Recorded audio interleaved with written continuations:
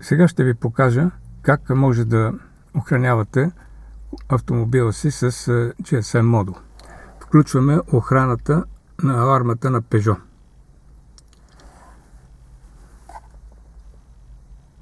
Избираме номера на алармата. Съответно светодиода започва да мига постоянно. Алармата е включена.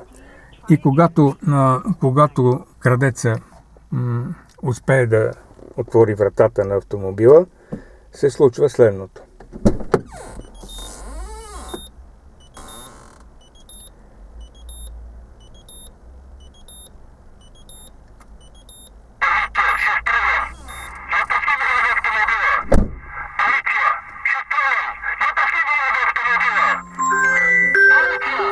И се включва охраната на Peugeot на смартфона и ви известява, че има крадец в автомобила.